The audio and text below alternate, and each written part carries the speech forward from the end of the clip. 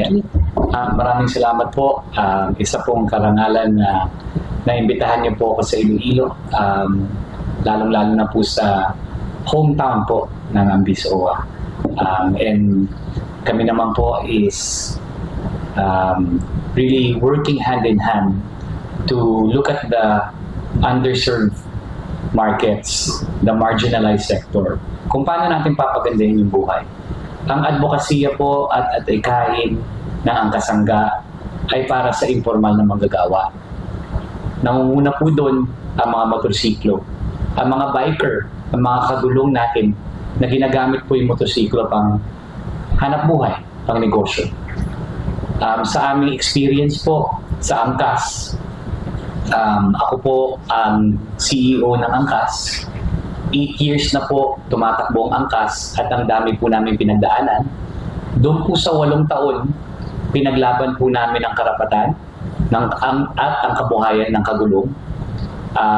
Lalong-lalo na po yung mga habal-habal na dati kinikilala ng gobyerno bilang isang illegal na pampublikong transportasyon. Sa aming pagsusubok at pagsusulong ng karapatan na isa batas po na itama po natin yung mali na kinikilala silang illegal. Kasama na po ba yung iba't ibang karapatan nila na maging na mag-fly ng streets po, no? Kasi second class citizen po ang tingin sa mga motorsiklo sa daan.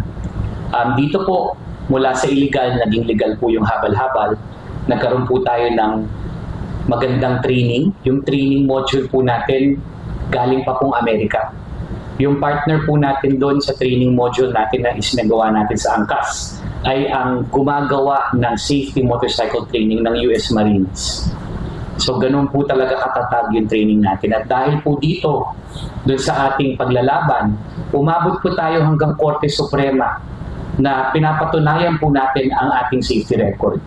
Na despite many years of operations at ilang milyon na serbisyo na bookings at rides na transportasyon ng pampasahero na binigay natin, ang ating accident rate is 0.003%. Napakaliit po. Dito po sa ating safety record, nabigyan po tayo pagkakataon na kilalanin ng gobyerno na maging legal. Pero kinulang po to. Nalaman po namin na kahit kinikilala po silang legal, ang pagtingin po ng gobyerno sa mga habal-habal na legal ay informal. Informal na manggagawa. At dahil sa antas po nila na informal, hindi po sila nakakakuha ng benepisyo mula sa gobyerno. So, nagsadya po kami na ilaban po ito. Umabot po kami ng 7 taon na paglalaban. At just last year and this year, I'm happy to announce, mga Angkas biker po, lahat po sila naka-enroll na po sa SSS. May benepisyo silang pang-retiro habang buhay. Meron silang sick leave. Meron din po silang pag-ibig. Marami po sa Angkas biker ngayon may sarili ng bahay. At ngayon meron din po silang pang-health insurance, pang-kalusugang insurance, galing po sa PhilHealth.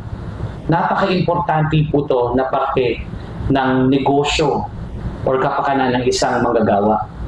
Itong safety net na tinatawag natin ng mga benepisyo galing sa gobyerno. Kasi po, katulad po ng accident insurance na nabigay po namin sa mga legal na habal-habal, pag sila po ay nagkatrabaho araw-araw at isang beses lang po nagkaroon sila ng tinatawag nating life event na aksidente o nagkasakit yung anak, dahil wala po silang insurance, lahat po ng pinagtrabahuhan nila ng 1 buwan, ng 2 buwan, ubos sa isang pagkakataon, sa isang pagkakamali. At yan po ang nagpo-perpetuate ng kanilang kahirapan. Yan po talaga ang hindi po sila makaangat sa kahirapan dahil sa kawalan ng mga safety net na po.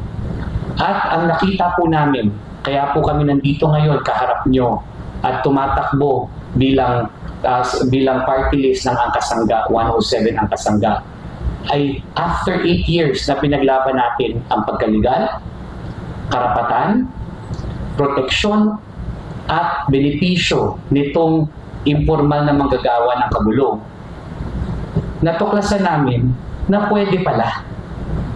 pwede pala kilalanin ng gobyerno itong mga informal na manggagawa.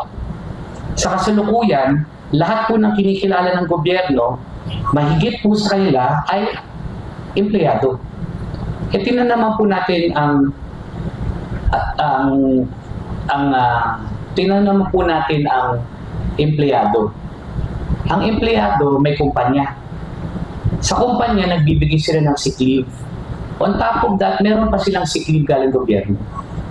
Ang kumpanya, nagbibigay ng retirement benefit. On top of that, meron pa silang retirement benefit sa SSS.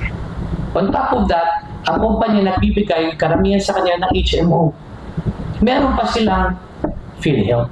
Doble-doble na po ang benepisyo na nakukuha ng gobyerno, ng empleyado mula sa gobyerno at mula sa pribadong sektor sa kanilang kumpanya. Labis-labis at sobra-sobra. Kaya po, talagang nakakaangat po ang isang empleyado, ang antas ng isang empleyado sa iba't ibang klaseng manggagawa. At napansin po namin, pag hindi ka empleyado, hindi ka na nakikilala ng gobyerno, ang tawag sa iyo, informal na manggagawa. Pero sa aming karanasan, wala pong pinagkaiba ang informal na manggagawa at empleyadong manggagawa. Lahat po sila manggagawa. Lahat po sila araw-araw nagkatrabaho. Lahat po sila nagsusumika. Lahat po sila nagbabayad ng buwis. Paano po sila nagbabayad ng buwis? Wala naman po nakakaligtas sa VAT. Bawat pagkasulina nila, bawat bareta ng sabon na binibili nila sa tindahan, bawat pagkain na binibili nila, lahat po yan may buwis.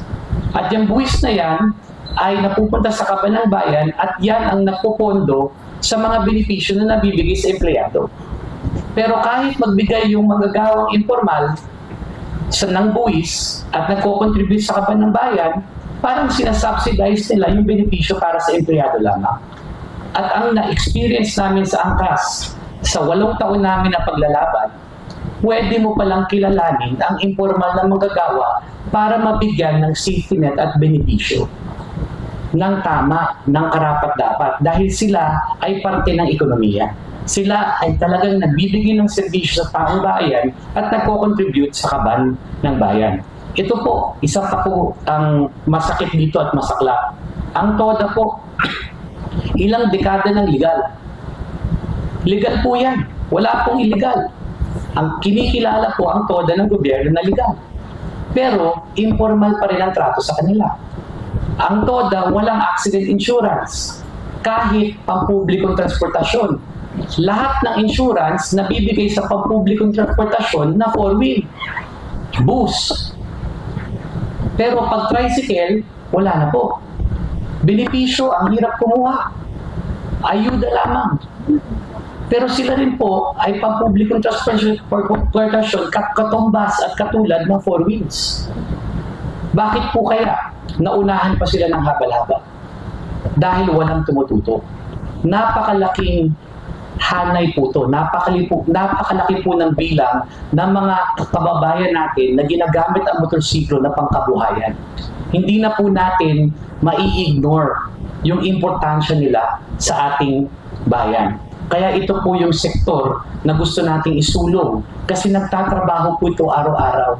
At kung ma-empower po natin itong mga informal workers, they will make up 25% of the entire workforce. And imagine, kung hindi sila bukas or vulnerable sa mga hirap ng buhay, sa sakit, sa aksidente, at nabigyan sila ng proteksyon mula sa gobyerno, talagang lalago ang kanilang negosyo at mas makakatulong pa sila sa paglago ng ekonomiya natin. So yan lang po. Again po, 107 ang kasangga. Ito po yung pakikipaglaban para sa benepisyo ng lahat ng may trabaho, lahat ng manggagawa. Sa ang kasangga po, hindi po kami naniniwala sa informal na manggagawa. Empleyado ka man o hindi, manggagawa ka. At dapat meron kang karapat-dapat at sapat at tamang benepisyo mula sa gobyerno.